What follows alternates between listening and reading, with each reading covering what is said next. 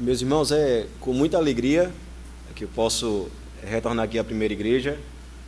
Como os irmãos já sabem e têm acompanhado o trabalho em aldeia, nós nos sentimos felizes em contar com a primeira igreja, em saber que a primeira igreja tem investido nas congregações, e é sempre uma alegria um pastor da congregação e a própria congregação poder ter esse contato com a sua igreja-mãe. Louvo o nome do Senhor por essa oportunidade que tenho de expor a sua palavra aos irmãos, e eu gostaria que todos nós pudéssemos fazê-lo com zelo, com alegria, louvando a Deus enquanto ouvimos a sua palavra e desejosos de aprendê-la para que o nome de Deus seja glorificado. Eu gostaria de convidá-los a ficar de pé.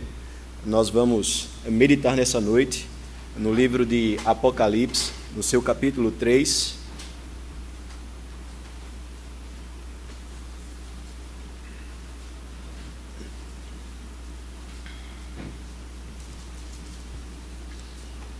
Apocalipse, capítulo 3, faremos a leitura do versículo 7 ao versículo 13.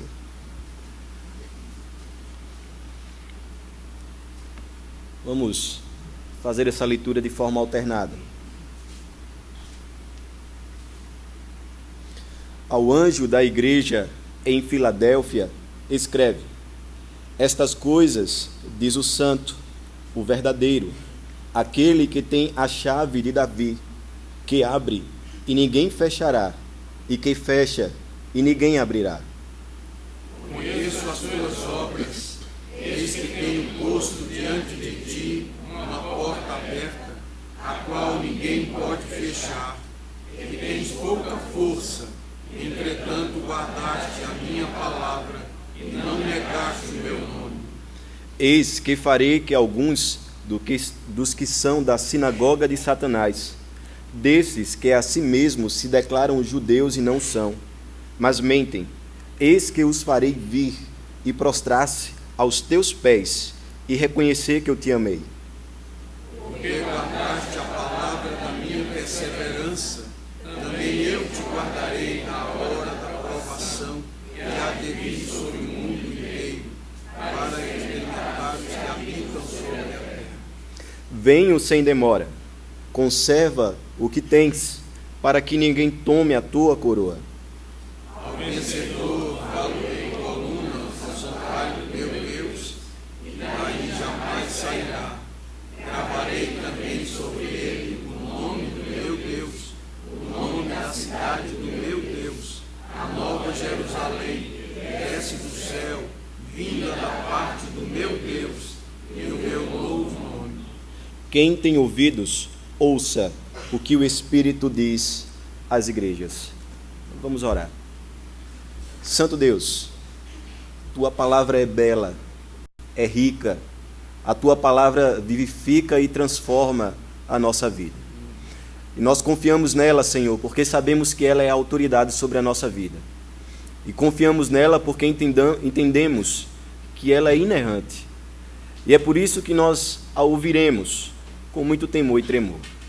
E pedimos, Senhor, a tua intervenção no nosso coração, para que ao ouvir a tua palavra, a nossa alma possa recebê-la e que o teu Santo Espírito nos ajude a praticá-la.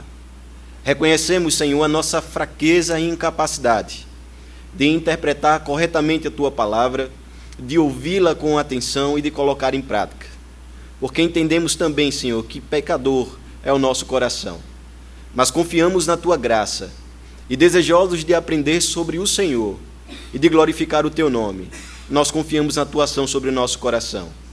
Ajuda-nos, Senhor, nessa noite, para que a nossa alma te tema e para que a cada dia vivamos para espalhar por este mundo a tua glória e o teu louvor. Nós te oramos agradecidos em nome de Jesus. Amém. Amém. Os irmãos podem se assentar.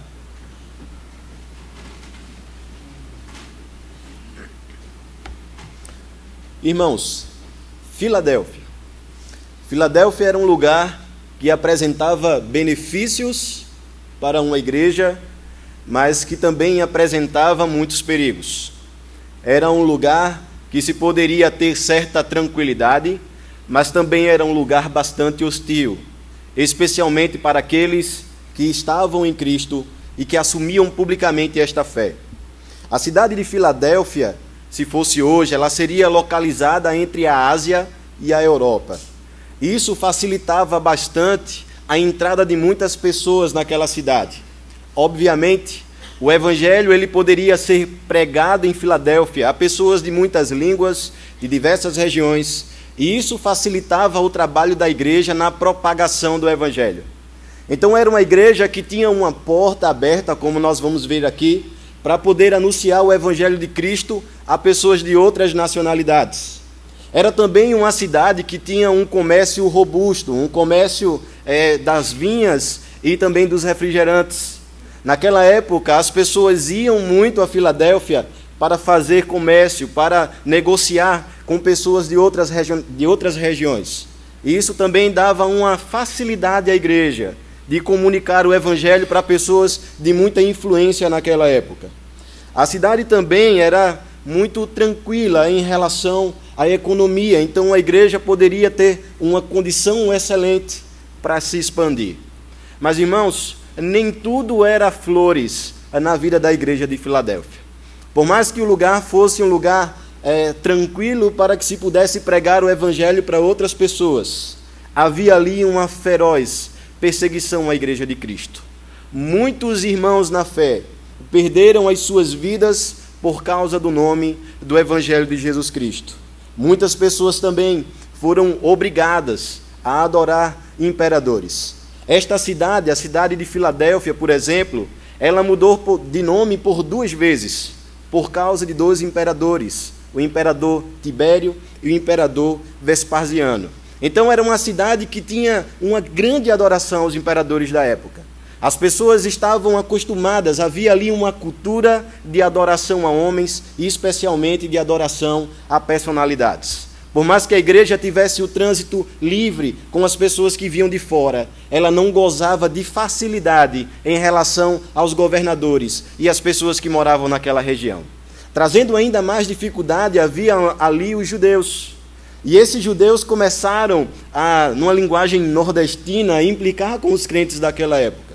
As pessoas começaram a levantar algumas dificuldades para a igreja, porque elas começaram a denunciar a igreja para as autoridades da época.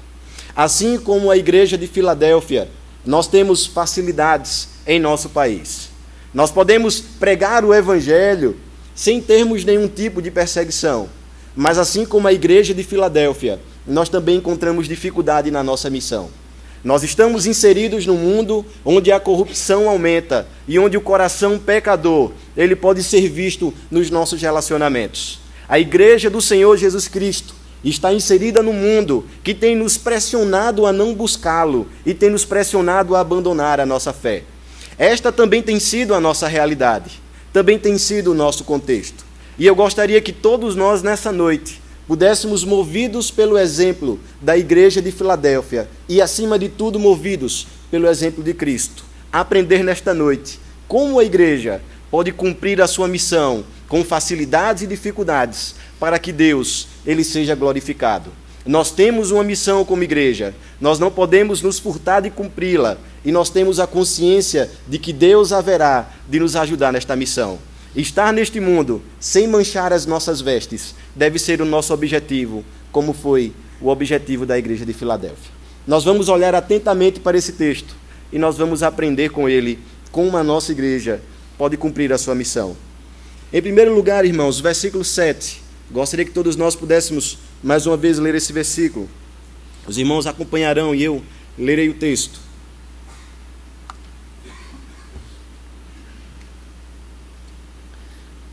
Ao anjo da igreja em Filadélfia escreve: estas coisas diz o santo, o verdadeiro, aquele que tem a chave de Davi, que abre e ninguém fechará, e que fecha e ninguém abrirá. A primeira situação que nós podemos destacar desse texto é que aquela igreja, por mais que fosse frágil, num contexto de muita corrupção, por mais que houvesse dificuldades, obstáculos para que ela cumprisse a sua missão em meio a tanta pressão social e religiosa, aquelas pessoas podiam confiar que aquela igreja ela tinha um dono. Ela não estava solta ou perdida diante da opressão dos altos governadores. Ela não estava à deriva e não estava desprotegida diante da acusação dos judeus. Ela não estava vulnerável diante da pressão social, porque existia um dono, e existe um dono que é maior do que todas as coisas. E esse Senhor, ele se apresenta no versículo 7, assim como de praxes, as igrejas, sempre no primeiro versículo, se apresenta como Senhor e Deus da igreja de Filadélfia. E se apresentando como Senhor e Deus essa igreja, ele traz aqui algumas características do seu senhorio. Primeiro, ele diz que ele é o santo, ele é o Deus santo. Nós conhecemos muito bem o contexto das igrejas do livro de Apocalipse. Eram igrejas que eram levadas ou pressionadas a não manter a sua pureza. Eram igrejas que eram afligidas pela sociedade para que pudesse se entregar aos prazeres do mundo e especialmente à adoração aos imperadores. Mas o nosso Senhor se apresenta nessa igreja como Deus de toda a santidade. Enquanto muitos e muitos cristãos naquela época estavam naufragando em sua vida espiritual, em sua santidade, o nosso Senhor se apresenta no meio de sua igreja como aquele que exige a santidade do seu povo, como aquele que elogia uma igreja que anda em santidade e como aquele que deseja com que o seu povo entenda que a nossa responsabilidade no mundo tão corrupto é continuar andando na santidade que o nosso Senhor tem executado em nosso coração. Se apresenta esta igreja não apenas como Senhor, mas como Senhor de toda a santidade. O texto continua e diz que esse mesmo Senhor, ele é o Deus verdadeiro. Em meio a tanta corrupção moral, em meio a tanto desleixo espiritual, aquela igreja agora é movida pelo seu Senhor a dar o verdadeiro testemunho. Deus não era um Deus falso e não era um Deus falso. Enquanto muitas pessoas deixaram de testemunhar a respeito de Cristo, o nosso Senhor se apresenta como Deus de toda a verdade. E aquela igreja deveria, mais uma vez, ser motivada pelo seu Senhor, ser motivada pelo seu Salvador, a manter o seu testemunho íntegro. É esta a dificuldade que muitas vezes nós encontramos no nosso dia a dia ou na nossa vida como igreja. Nós somos afrontados, perseguidos e muitas vezes tentados a não testemunharmos a respeito de Cristo. E o testemunho aqui não vem apenas de palavras, não vem apenas de um belo discurso, mas o testemunho imposto à igreja de Filadélfia, a nossa própria vida, é um testemunho onde palavras e ações, elas possam combinar com a verdade de Cristo. Se Deus é Senhor da igreja, se Ele é totalmente santo, Ele exige de sua igreja a santidade e a verdade. Porque aqueles que amam a Deus e entendem a sua missão como igreja, são aqueles que desejam testemunhar de Cristo, apesar das impossibilidades, apesar das perseguições, apesar dos obstáculos que se apresentam diante da nossa caminhada. Mas o nosso Senhor ainda destaca uma outra situação, porque além de ser o Senhor Santo da igreja, apesar de ser o Deus verdadeiro e fiel, Ele também é aquele que tem a chave de Davi em suas mãos. Em Apocalipse, no seu capítulo 1, versículo 8, o texto diz que esse Cristo, ele tem o poder da morte, ou as chaves da morte em sua mão. O que o nosso Senhor está dizendo à igreja de Filadélfia, e certamente o diz para nós nessa noite, é que o seu reinado ele não tem fim, e que esse Deus é o Deus de toda a autoridade. É por isso que ele diz que a porta que ele abre ninguém pode fechar. E da mesma forma que os imperadores da época perseguiam a igreja de Cristo, e que muitas pessoas elas eram ameaçadas a perder as suas próprias vidas em nome do Senhor, Deus exerce a sua autoridade como Senhor da igreja e nos anuncia que o controle de toda a situação está em suas mãos. Ele é aquele que mantém as chaves do inferno, Ele é aquele que mantém as chaves dos céus, e Ele pode consumar toda a sua obra, porque tem poder e autoridade para fazer essas coisas. Em Isaías, no seu capítulo 22, no versículo 22, o texto vai dizer assim: porei sobre os seus ombros as chaves do reino de Davi. O que ele abrir, ninguém conseguirá fechar, e o que ele fechar, ninguém conseguirá abrir. Porque esse Deus já havia sido prometido, e o seu poder, autoridade e majestade já havia sido anunciado por todas as Escrituras. Esse é o Senhor da igreja. É este o dono da igreja de Filadélfia. É este o dono da primeira igreja presbiteriana do Recife. É esse o Deus que é o Deus das nossas congregações. E é esse Senhor que nos mantém de pé diante das dificuldades que haverá de enfrentar a igreja de Jesus Cristo. Nós podemos confiar e saber que a nossa missão será cumprida em Cristo. No versículo 8, nós encontramos aqui uma segunda verdade que o texto vai nos anunciar. Conheço as tuas obras. Eis que tenho posto diante de ti uma porta aberta, a qual ninguém pode fechar, que tens pouca força, entretanto, guardaste a minha palavra e não negaste o meu nome. Talvez nós poderíamos nos perguntar, qual o sucesso da igreja de Filadélfia? Como pôde uma igreja não mergulhar na imoralidade sexual? Como pôde uma igreja não mergulhar na adoração a personalidades? Como pôde uma igreja enfrentar os judeus que os perseguiam? E como puderam muitas pessoas, em face à morte, não negar o Senhor Jesus Cristo? Qual é o sucesso dessa igreja? Será que existiam ali métodos inovadores para que aquelas pessoas pudessem então crescer diante das dificuldades? É óbvio que não. Nós sabemos que toda a fundamentação da igreja e toda a sua sustentação vem de Cristo. Nós sabemos que a sustentação da obra que executamos vem das mãos do Senhor. E esta verdade é expressa no versículo 8. Porque se esse Deus é dono, esse mesmo Deus é o Deus que nos mantém de pé diante das dificuldades da vida. E é isso que nos anuncia o nosso Senhor. Porque a primeira situação em que nós podemos encontrar no versículo 8 é que esse Deus é o Deus todo soberano. É que esse Deus, ele domina todas as coisas. Observemos bem que o texto está dizendo que havia uma porta aberta em meio a esse contexto de tanta dificuldade. Existia uma porta aberta que ninguém poderia fechar.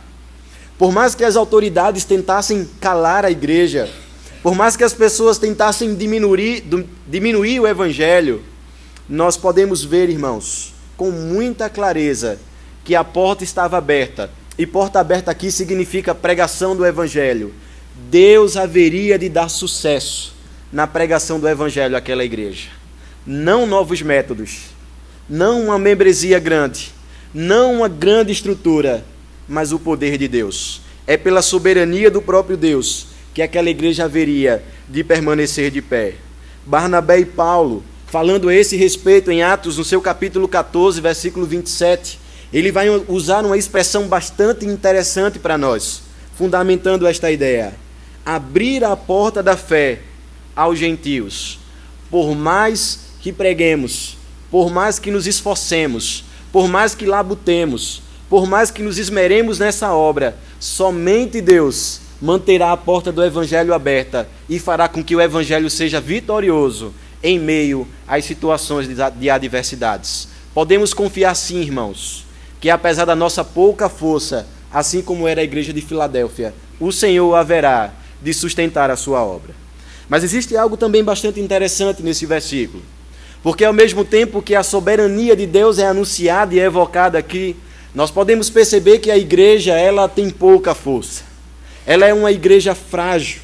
Ela é uma igreja que não tem potência, que não tem a força diante das dificuldades impostas naquela época. Assim como nós também não temos forças diante das dificuldades da vida e diante das próprias dificuldades que haveremos de enfrentar. Mas observemos bem que o fato da igreja ter pouca força não significava que a igreja não ia avançar e que o reino de Deus não seria expandido. Nós podemos evocar um outro texto em Atos, no seu capítulo 2, versículo 42. E perseverava a igreja na doutrina dos apóstolos, no partir do pão, nas orações. E prosseguindo o texto, nós encontramos a verdade de que dia a dia acrescentava o Senhor aqueles que iam sendo salvos. Que a igreja contava com a simpatia das pessoas. E a única coisa que fazia a igreja era de fato obedecer à doutrina dos apóstolos. Porque esta é a nossa missão, irmãos. Não é pensar igreja fora das Escrituras, mas é pensar igreja através das Escrituras. Essa deve ser a nossa postura, entendendo que o trabalho é de Deus e que Ele haverá de sustentar a sua própria igreja. E Deus exige de nós, entendendo a sua soberania, entendendo a nossa pouca força, perseverança e fidelidade. No final do versículo 8 diz: vocês não negaram, vocês perseveraram. Irmãos, como isso deve ser uma verdade no meu e no seu coração. Uma igreja que enfrentou dificuldades políticas, econômicas, sociais, religiosas, não se curvaram diante das dificuldades, porque aqueles que não se curvam diante das dificuldades se curvarão diante de Deus e saberão que, dependendo de Deus, prosseguirão face aos perigos da nossa jornada. No versículo 9, o texto vai nos dizer assim: eis, farei que alguns dos que são da sinagoga de Satanás, desses que a si mesmos se declaram judeus e não são, mas mantêm, eis que os farei vir e prostrar-se aos teus pés e reconhecer que eu te amei. Irmãos, se esse Senhor é dono da igreja, se esse Deus nos sustenta, Ele também demonstra amor por sua igreja, apesar das dificuldades. Algumas pessoas podem até se questionar: cadê Deus nos momentos mais difíceis da vida? Cadê Deus quando nós somos perseguidos, humilhados? Cadê Deus quando a igreja ela é afrontada por seus inimigos? Deus permanece no seu alto e sublime trono. Deus permanece com toda a sua glória e majestade. E Deus permanece a demonstrar amor por sua igreja quando ela sofre as perseguições. Depois da destruição do templo em Jerusalém, os judeus cristãos não eram mais tolerados nas sinagogas da época. Eles eram expulsos das sinagogas. Os judeus não queriam mais desfrutar da comunhão com aquelas pessoas, porque elas buscavam a Deus. Consequentemente, eles também não queriam dar o mesmo privilégio que eles tinham naquela região. Eles poderiam continuar adorando o seu Deus. Eles poderiam professar a sua fé, mas eles não queriam essa realidade para os cristãos.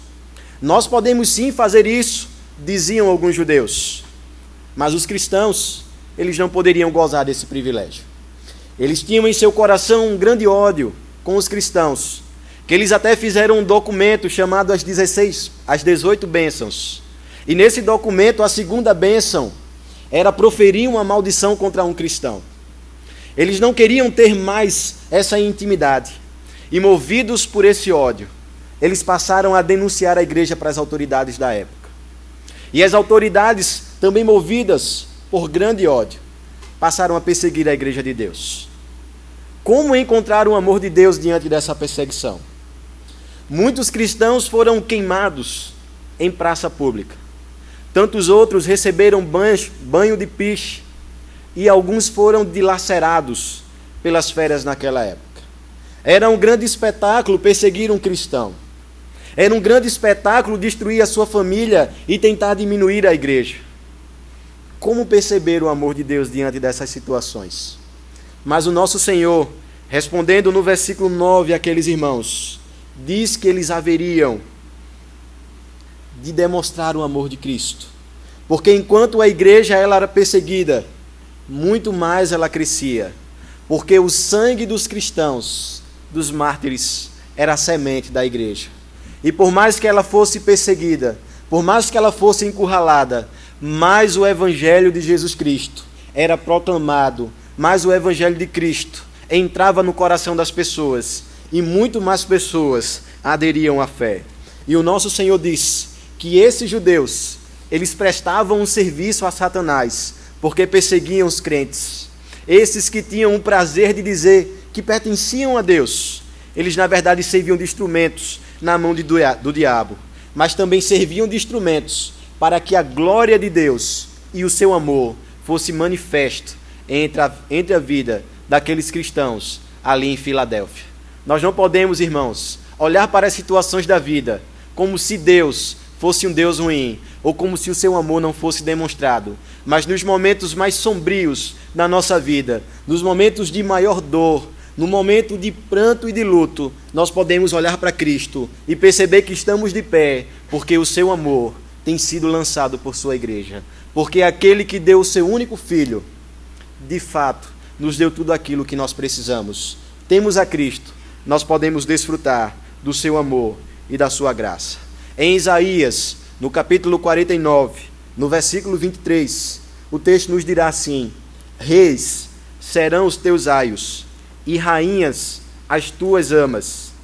Diante de ti se inclinarão com o rosto em terra, e lamberão o pó dos teus pés. Saberás que eu sou o Senhor, e que os que esperam em mim não serão envergonhados. Enquanto muitos tentavam envergonhar a igreja, o Senhor glorificava o seu nome e sustentava com mãos poderosas o seu povo. Nesta missão, irmãos, em que nós sofremos, em que nós perdemos algo, nessa missão em que nós nos gastamos pelo Evangelho de Cristo, continuamos a ver de fato o belíssimo quadro do seu amor pintado e o belíssimo quadro da sua graça sendo manifesto em nossos corações. Quanto mais sofremos em nome de Cristo, mais nós o amamos e mais experimentamos do seu amor. Aquele povo perseguido pelos judeus estavam de fato recebendo a premiação pelas mãos do seu Senhor, a alegria e o privilégio de servi-lo em toda e qualquer situação. No versículo 10, o texto vai nos dizer assim: porque guardaste a palavra da minha perseverança, também eu te guardarei da hora da provação que há de vir sobre o mundo inteiro, para experimentar os que habitam sobre a terra. As grandes dificuldades que enfrentaram o povo de Deus naquela época foram um teste para a sua fé. Assim como as dificuldades que nós enfrentamos, é um teste para a nossa fé e também uma ferramenta para que Deus possa nos conformar à sua imagem. O povo de Deus haveria de ser preservado em meio a esses testes. Deus nunca prometeu um caminho fácil para nós, mas prometeu para a sua igreja preservação em todo o tempo. Eis que estou com a minha igreja todos os dias, até a consumação dos séculos. Haveremos de enfrentar caminhos espinhosos? Sim, haveremos. Haveremos de enfrentar oposição neste mundo? Sim, haveremos de enfrentar. Haveremos de enfrentar oposição até mesmo dentro da igreja e até nas nossas casas? É óbvio que sim. Mas entendemos, irmãos, que em Cristo toda a nossa alma está segura em suas mãos e nós podemos então prosseguir nessa jornada de muita dificuldade. Os judeus perseguiram aquela igreja, como já disse aqui. Eles eram forçados e obrigados a adorar qualquer imperador que estivesse como senhor naquela época. Existia uma grande corrupção moral, onde as pessoas precisavam adorar a outros deuses e participar de festas pagãs. Existia também a própria facilidade da cidade, que impedia a igreja de cumprir a sua missão, porque poderia deixá-los confortáveis. Apesar de todas essas adversidades enfrentadas pela igreja de Cristo, não deixaram de confiar em Deus e não deixaram de experimentar a preservação do nosso Senhor. Porque o sal da terra, de fato, não é só a preservação do mundo, mas esse Senhor tem sido a preservação do nosso coração. E o nosso Senhor prometeu para eles, provavelmente, um período de maior dificuldade, promovido pelo Império Romano. Se nós lermos a história naquela época, nós vamos perceber o quanto aquelas pessoas sofreram e o quanto eles foram, de fato, afrontados e pressionados a abandonar a sua fé. Nós podemos citar Antipas, uma testemunha. Nós podemos citar Estevão, até mesmo antes, que também padeceu pelo nome do Senhor Jesus Cristo. Nós podemos citar Policarpo e tantos outros que morreram em nome desse Senhor, mas que todos eles foram preservados em sua fé, não negaram a Cristo, porque esse Senhor que prometeu a fé a nós, é esse mesmo Deus que prometeu nos sustentar em suas mãos, para que o nosso coração não desfaleça. Nós chegaremos, receberemos a coroa, receberemos o galardão, não pelas nossas próprias mãos, mas porque esse Deus, Ele mantém de pé as suas próprias palavras e promessas. Podemos confiar sim nesse Deus e saberemos que haveremos de chegar até o final. Em Hebreus capítulo 2, no seu versículo 18, o texto vai nos dizer assim: pois naquilo que Ele mesmo sofreu, tendo sido tentado, é poderoso para socorrer os que são tentados.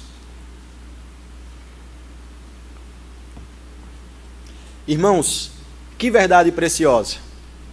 Nós olhamos para a vida do nosso próprio Cristo, este que é cheio de glória, que se esvaziou, que veio a nós, que habitou entre nós, cheio de graça e de verdade. Este que é a razão maior, ou é a razão única do nosso Natal.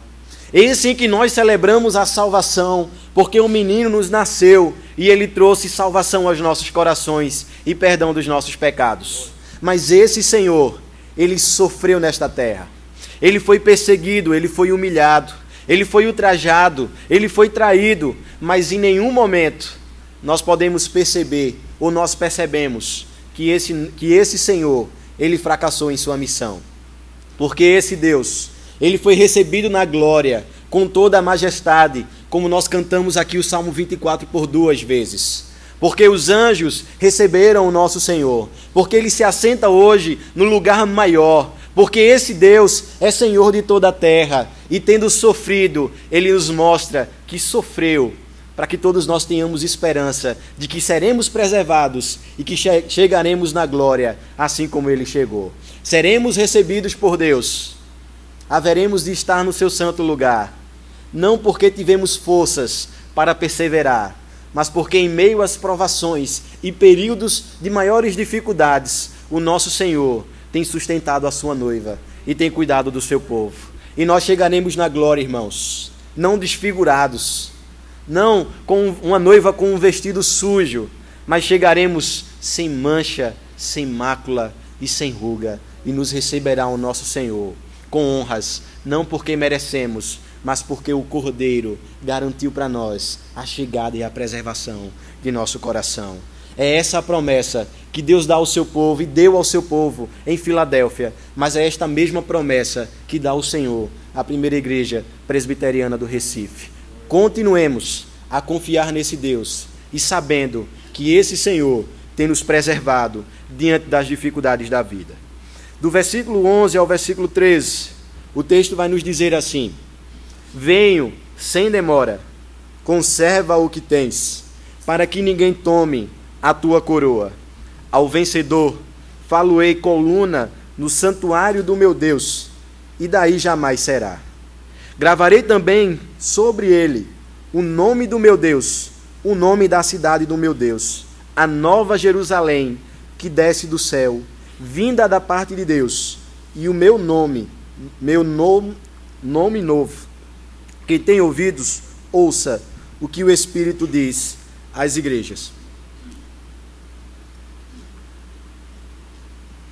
Irmãos, diante de tantas dificuldades enfrentadas pela igreja, diante de tantas dificuldades que aqueles irmãos tiveram que enfrentar em sua jornada, Cristo termina este texto através do apóstolo João, reacendendo no coração dos santos, trazendo a alegria de que as suas promessas seriam cabalmente cumpridas. Nós haveremos de enfrentar dificuldades, mas também nós haveremos de ver todas as promessas do Senhor sendo cumpridas na vida da igreja. Há aqui um incentivo para permanecermos. E o incentivo não é a Igreja Presbiteriana do Brasil. O incentivo não é para que a minha fé ou as pessoas possam louvar a mim ou me ver como um crente que está perseverando em meio às lutas. Mas o meu incentivo é saber que Deus prometeu a mim e a todos os santos que nós haveremos de gozar a eternidade ao seu lado. E essa, irmãos, é a riqueza do nosso coração, porque antes, aqueles que eram inimigos de Deus, eles agora podem ter a certeza de que haverão de participar da glória do seu Pai e que haverão de estar com o seu Deus. E nós temos aqui algumas promessas descritas nesses versículos. A primeira promessa que nós podemos perceber, irmãos, é que haveremos de compartilhar como igreja de Cristo da morada eterna.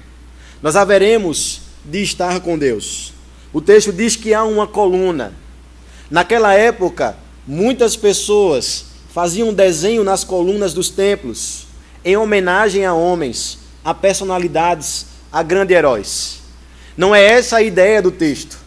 O texto não está dizendo que nós estaremos num lugar onde todas as pessoas olharão para nós e elas irão nos aplaudir. Mas o texto está dizendo, de uma forma muito clara, que nós haveremos de habitar no lugar de Deus. Em Ezequiel 48, o texto vai nos dizer: e o nome da cidade daquele tempo será: o Senhor está ali. O homem foi expulso do lugar de Deus no Jardim do Éden. O homem foi expulso do lugar de perfeição e de gozo com o seu Senhor. O homem foi expulso dessa intimidade, mas agora há a promessa de que nós retornaremos para o nosso lar. Nós voltaremos para a nossa casa. Um dia a menos nessa vida, nesta terra, é um dia a menos em que nós estamos esperando o lugar em que haveremos de estar com o nosso Senhor. A cidade de Filadélfia era uma cidade que tinha um vulcão, e que as pessoas saíam da cidade e elas não moravam na cidade, moravam por detrás dos muros, com medo do vulcão. Mas o Senhor diz que nós haveremos de habitar na sua cidade, não mais como um povo em Filadélfia, que tinha que ficar por trás dos muros, mas nós estaremos num lugar celestial de Deus, irmãos. Nós estaremos num lugar onde Deus habita, onde não haverá choro, onde não haverá dor. E esta é a promessa do Senhor para nós. O que se compara a esta promessa? Tudo aquilo que nós temos nessa terra. Como disse o apóstolo Paulo, nada pode ser comparado com a glória que há de ser revelada. Se nós labutamos como igreja, se nós sofremos como povo de Deus, nós haveremos de desfrutar da presença desse Senhor. Uma outra promessa que nos é feita nesse texto é que nós receberemos um novo nome. Na cultura judaica, um novo nome significa a personalidade de alguém ou o seu caráter. Receber um nome ou um novo nome através do nosso Senhor Jesus Cristo revela a intimidade que nós haveremos de ter com Ele. Naquela época, na cidade de Filadélfia, nós precisamos lembrar que esta cidade mudou de nome 2 vezes e que ela recebera o nome dos seus imperadores. E ela recebera o nome dos seus imperadores para homenagear esses homens, porque esses homens haviam ajudado na reconstrução da cidade, quando ela havia sido destruída pela erupção de um vulcão. Mas aquelas pessoas não haveriam mais de morar no lugar onde o nome do imperador era louvado. Elas não haveriam mais de se identificar com essas pessoas, mas elas teriam o nome do próprio Deus. Elas estariam com o próprio Deus e gozariam de intimidade com esse Senhor. Não é isso que nós mais desejamos como igreja? Assim como o apóstolo Paulo, que disse que o céu é incomparavelmente melhor e que ele estava louco para chegar lá, é este o sentimento da nossa igreja. Por mais que as dificuldades venham sobre nós, nós olhamos para o alvo que é Cristo, e nós caminhamos e prosseguimos todos os dias na esperança de estarmos com esse Deus e de gozarmos dessa doce intimidade com Ele. Porque se nós já desfrutamos dessa eternidade, nós entendemos que muito melhor será estar diante do nosso Deus. É espantoso como muitos crentes, em muitas situações, não desejam estar com o seu Senhor. Mas também é glorioso, irmãos, quando o Senhor traz ao nosso coração a doce esperança de que num dia em que partimos, estaremos face a face com o nosso Cristo. Essa é a esperança que está no coração da igreja. E nós vivemos por essa esperança, porque desejamos estar ao lado do nosso Senhor Jesus Cristo. Não os imperadores, não os seus nomes, mas o nome de Cristo será exaltado em nossa vida de uma forma perfeita quando estivermos na eternidade. E, irmãos, a grande promessa que faz o nosso Senhor é que Ele cumprirá tudo isto em sua própria autoridade. Observemos nós que o nosso Senhor usa 4 pronomes possessivos. E Ele está dizendo que Ele vai fazer isso. O meu nome, a minha cidade, a minha igreja, Deus cumprirá todas as suas promessas em sua própria autoridade. Nós podemos confiar sim, irmãos, que tudo isso que eu acabei de falar, e todas as coisas que nós lemos das Escrituras, e todos os sermões que nós ouvimos dominicalmente, irão ser cumpridos pelo próprio Deus. Não pode haver no nosso coração nenhuma dúvida, por pequena que for, que nós gozaremos dessa eternidade com Deus, e que estaremos gozando de uma perfeita intimidade com Ele. Porque Deus promete em sua autoridade cumprir toda a sua palavra, para que nós possamos então permanecer nesta fé, entendendo que o Deus que chama a sua igreja, que o Deus que santifica a sua igreja, é o mesmo Deus que glorifica o seu nome e que leva o seu povo para habitar nas moradas celestiais. Nós confiamos sim, irmãos, nestas promessas, e elas surgem em nosso coração como um combustível para enfrentarmos as dificuldades da vida. Eu gostaria, irmãos, de trazer 5 aplicações rápidas ao nosso coração. De que forma esse texto ele pode servir para mim e para a sua vida? De que forma esse texto pode nos ajudar diante das dificuldades para que cumpramos a nossa missão? 5 aplicações rápidas. Eu gostaria que todos nós pudéssemos atentar para elas, para que pudéssemos então praticar a palavra de Deus e glorificar o seu nome. Primeira aplicação, irmãos: permaneçam firmes, porque nós estamos nas mãos daquele que é o nosso Senhor. Nós sabemos das dificuldades que enfrentamos, e eu gostaria de ser mais específico em relação a essas dificuldades. Ninguém aqui está no contexto da igreja de Filadélfia, onde nós devemos adorar os imperadores, onde nós podemos ser dilacerados pelas feras, mas todos nós enfrentamos dificuldades e ameaças para prosseguirmos nessa fé. E nós precisamos ter, de fato, em nosso coração, a doce verdade de que estamos nas mãos de Deus e de que Ele é o nosso dono. Nós haveremos de enfrentar dificuldades nos nossos trabalhos, irmãos. Quantas e quantas vezes nós somos ameaçados ou nós somos encurralados a não sermos fiéis a Deus com os nossos negócios? Quantas e quantas vezes nós perdemos o senso de que Deus é Senhor da nossa vida e nós achamos que podemos controlar a nossa vida e nós agimos de forma errada e contrária à palavra de Deus. Nós não podemos esmorecer face às ameaças nos nossos trabalhos. Não podemos também esmorecer face às ameaças nas ruas ou até mesmo diante das nossas casas. Quantas vezes nós somos tentados pelo nosso próprio coração a não sermos esposas ou filhos segundo o coração de Deus. Se nós perdermos o senso de que temos o Senhor e tentarmos controlar a nossa vida e ouvirmos o nosso coração, haverá de fato uma desobediência a Deus e não haveremos de glorificar o seu nome. Por mais que sejamos ameaçados pela dificuldade do nosso próprio coração, por mais que sejamos ameaçados pelo mundo e encurralados a não obedecer a Deus, que nós olhemos para o exemplo de Filadélfia e, acima de tudo, para o exemplo de Jesus Cristo, que nos chama a sermos obedientes, porque nós temos um Senhor. O nosso próprio Senhor Jesus Cristo disse: por que me chamais de Senhor, Senhor, se não fazem o que eu vos mando? Que não seja esta a nossa realidade na missão que temos nesse mundo. Que o nosso testemunho fale muito mais do que as nossas palavras. E que Cristo, Ele seja glorificado em tudo o que façamos. Temos um dono e precisamos, irmãos, glorificar este Senhor.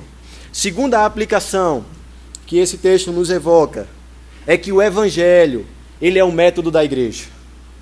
Eu louvo a Deus pela vida dos irmãos da primeira igreja, que em meio a tantas dificuldades neste mundo, para nos mantermos fiéis como igreja, muitas vezes nós queremos puxar os métodos, tendemos aos métodos para vivermos a vida da igreja e tentarmos cumprir a missão. Quantas e quantas pessoas abriram mão do Evangelho? Nós estamos muitas vezes nós trazemos muitas vezes elementos para o culto que não refletem a glória de Deus. Nós trazemos muitas vezes práticas para as nossas vidas que não revelam o Evangelho. Mas preste bem atenção no que eu vos digo nessa noite. Irmãos, o único método que reconhecemos para vivermos para a glória de Deus é o Evangelho do Senhor Jesus Cristo. Se quisermos glorificar a Deus, se quisermos alegrar o seu coração, se quisermos obedecer a sua palavra, não há nenhum outro caminho, senão o caminho do Evangelho do Senhor Jesus Cristo. Muitas igrejas, no livro de Apocalipse, elas naufragaram na fé. Elas abriram a sua teologia, elas abriram as suas práticas para os nicolaítas. elas abriram o seu coração para os falsos ensinamentos.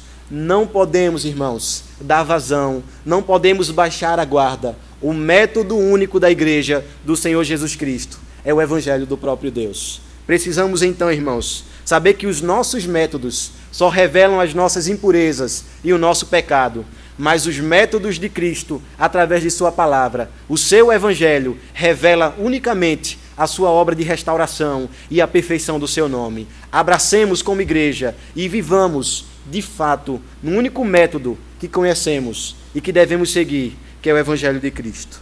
Terceira aplicação, irmãos. Sejamos estimulados à fidelidade em nome do Senhor Jesus Cristo e para a sua glória. Irmãos, nós olhamos a Bíblia de ponta a ponta, de Gênesis a Apocalipse. Nós não encontramos nenhuma facilidade para os crentes. Como cresce a ideia no nosso mundo de que ser cristão é algo muito fácil. Nós não nos comprometemos com a palavra. Nós não devemos nos comprometer com o evangelho. Nós podemos levar a nossa vida da forma que queremos. Como cresce essa ideia entre as pessoas nas igrejas brasileiras? É por isso que nós encontramos tão pouco testemunho. É por isso que nós encontramos muitas vezes uma igreja tão acanhada. A porcentagem de evangélicos tem crescido no nosso país, mas percebemos a cada dia que a igreja não goza de um bom testemunho. Porque nós perdemos o senso de que vivemos nesse mundo para sermos fiéis a Deus. Se temos oposição, muito mais nós buscamos ao Senhor. Se sofremos as dificuldades e limitações do nosso próprio coração, que é enganoso e corrupto, muito mais nós buscamos a Deus, para que o nosso coração seja revestido da sua graça. Se enfrentamos ameaças para que abandonemos o nome do Senhor Jesus Cristo, muito mais nós olhamos para Ele e vemos que o sofrimento de Cristo é um sofrimento redentivo e que este sofrimento traz para nós a certeza de que haveremos de estar com o nosso Senhor e de que haveremos de desfrutar da sua glória, que há de ser ainda mais revelada nos céus e diante dEle. A igreja foi chamada para viver em fidelidade. Não há espaço no Evangelho para os infiéis. Muitas vezes, irmãos, somos infiéis. Pela certeza de que Deus permanece fiel, nós podemos então, em sua graça, clamar a Deus. Dizemos: Senhor, ajuda-nos a levar uma vida de fidelidade. O mundo corrompe-se a cada dia, assim como aconteceu na época da igreja de Filadélfia. Mergulhada em seus pecados, mergulhada em suas corrupções, precisamos nós, irmãos, entender que fomos chamados para não deixar com que as nossas vestes elas sejam manchadas. Assim como uma ave que pousa em meio à lama e que mantém a sua plumagem pura e branca, como igreja, precisamos estar limpos da corrupção, para que o nome do Senhor seja glorificado em nossa vida. Que tenhamos o exemplo de Cristo, para que a cada dia, irmãos, labutemos nessa missão de sermos fiéis a Deus. Quinta aplicação e última, que a nossa igreja, em sua missão, busque, espere e deseje o encontro com o seu Senhor. Não há nada, absolutamente nada neste mundo que seja comparado com este dia. Haverá um dia que todo joelho ele vai se dobrar. Haverá um dia que toda língua confessará o nome do Senhor. Haverá um dia em que toda a terra glorificará este Deus. E haverá um dia que os eleitos do Senhor estarão reunidos na glória, onde nós haveremos de glorificar eternamente aquele que é o nosso Deus e nosso Pai. Eu gostaria, irmãos, que nós olhássemos os salmos de romagem. Do Salmo 121 ao Salmo 134, nós temos os salmos de romagem. O povo de Deus cantava enquanto estava indo a Jerusalém. Mas observemos nós que eles cantavam e expressavam a sua confiança em Deus. E eles faziam isso em meio aos perigos de salteadores. Porque os ladrões sabiam que aquelas pessoas levavam as suas ofertas para o templo em Jerusalém. Eles faziam isso diante dos perigos de encontrar uma fera em sua jornada. Poderiam eles serem mortos no caminho a Jerusalém. Cantavam eles e glorificavam a Deus em meio aos perigos da jornada, tão distante e de muita exaustão. Não deixavam de cantar, porque rumavam a Jerusalém e porque sabiam que haveriam de chegar no lugar de Deus e glorificar o seu Senhor. Não é essa a nossa história. Não estamos nós em meio a perigos de feras, em meio a perigos de salteadores. Não estamos nós diante das ameaças desse mundo. E não estamos nós rumando a nossa Jerusalém celestial. Não estamos nós na perspectiva de vivermos para a glória de Deus naquele lugar, mas de o glorificarmos enquanto rumamos a Jerusalém. Encontraremos a nossa terra prometida. Estaremos no lugar de Deus. Voltaremos para o nosso lar, de onde fomos expulsos. E sabemos, irmãos, que haveremos de chegar, porque o nosso Senhor se deu em nosso lugar.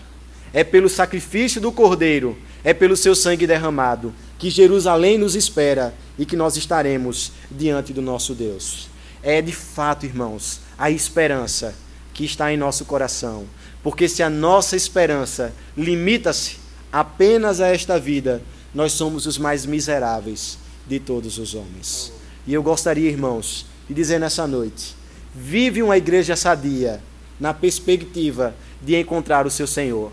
A morte, ela não traz ao nosso coração a certeza de um fim, mas traz ao nosso coração a certeza de que a eternidade estará aos nossos olhos e que haveremos de encontrar o nosso Senhor. A morte é a alegria dos santos, porque haveremos de ser recebidos pelo nosso Senhor Jesus Cristo. Nada se compara ao dia que estaremos nos braços do nosso Pai. Eu gostaria de encerrar, meus irmãos, dizendo que há muito a se aprender com a igreja de Filadélfia. Uma igreja pura em meio a um contexto de corrupção. Uma igreja que viveu a sua missão e que glorificou a Deus. Uma igreja que não abaixou a guarda, mas que sabia que tinha um dono e que precisava glorificar o seu nome. Uma igreja que entendeu que as suas raízes não estavam aqui neste mundo, mas que os seus olhos estavam no Senhor e de que forma alegre, em meio às dificuldades e perseguições, eles rumavam a sua Jerusalém.